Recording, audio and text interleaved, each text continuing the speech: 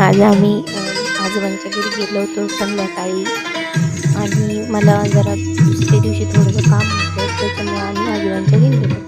तर संध्याकाळचा असा माहोल होता सगळा की आमच्या मॅडम गाणी लावत बसल्या होत्या.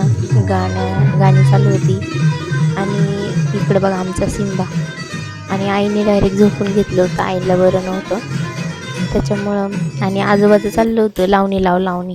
त्याच्यानंतर सकाळी उठून डायरेक्ट मग हा पारोसा. इथं पण काकांची गाणी चालली होती. आम्ही मस्त शेकत होतो. लय थंडी पडली होती, लय थंडी वाजत होती आणि आमचं बुटरनं बघा कसं नाचतंय.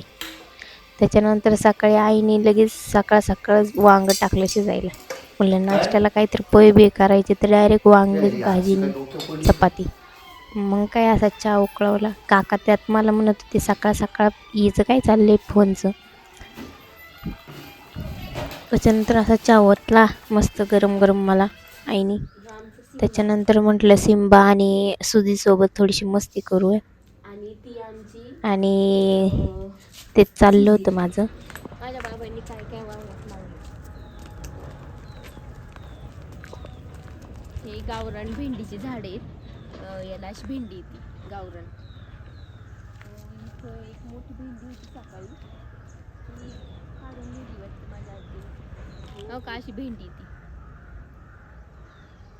झूम करून दाखवतो. आणि इथं फुल आणि हे शेंगा कशाच्या आहेत ग? त्याला काय बोलतो? अगे त्याच्यानंतर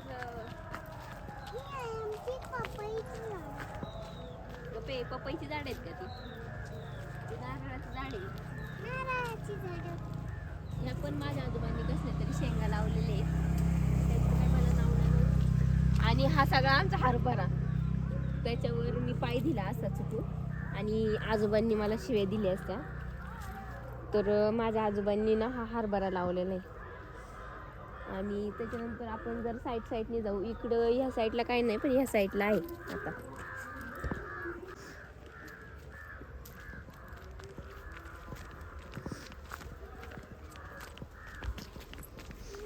त्याच्यानंतर ही आळूची पानं आहेत. ही आळूची पानं आहे ना एक घशात अजिबात तडतड नाही होत. कशी तुम्ही केली ना तरी पण ती छानच होतात. त्यानंतर माझ्या आजोबांनी ना वांग्याची 3-7-8 नाही 15 एक झाडं लावलेली आहेत ज्यांना गावरान वांगी येतात. त्याच्यानंतर आता हे बघा वांग, ही वांगी आलेली बघा.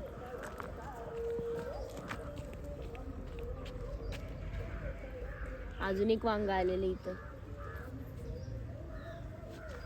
त्या झाडांना पण वांगी आलेली. इथं पण हे पा हे पा. त्याच्यानंतर हा कलमी आंबा आहे. हे दोन्ही आंब्याची झाडे आहेत.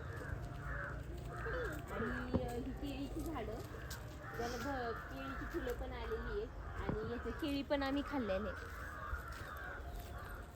आणि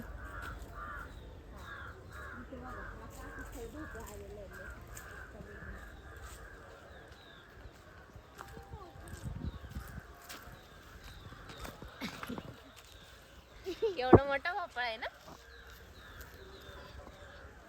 आणि इथं फुलं पण आलेली आहेत. तिथं फळं पण आलेली आहेत 2-3 अजून.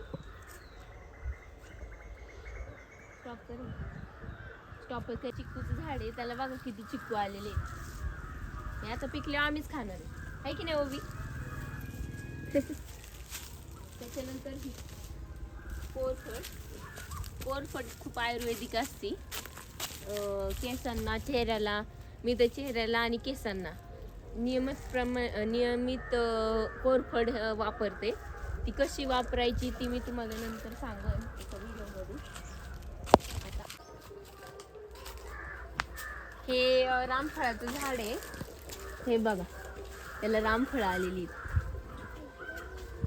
तिथं पण 1-2 शपथ भरपूर रामफळं आलेली. आणि हे माझ्या हाताखाली आलेले त्याच्यामुळे हे दाखवू शकतो तुम्हाला रामफळ आलेलं.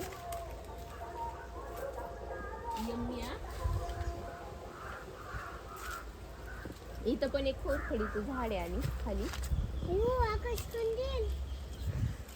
ते तुटलेलं आकाश कंदील आहे ग. त्याच्यानंतर ना पांढरी जास्वंदाची फुलं पण आहे तिथं, फुलांचं झाड. हे नागिनीचे पानाचं वेल आहे.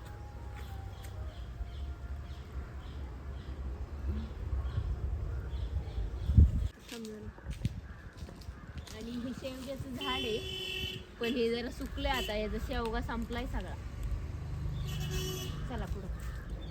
इथं पण लसूण लावलेलं आहे दादाने आमच्या.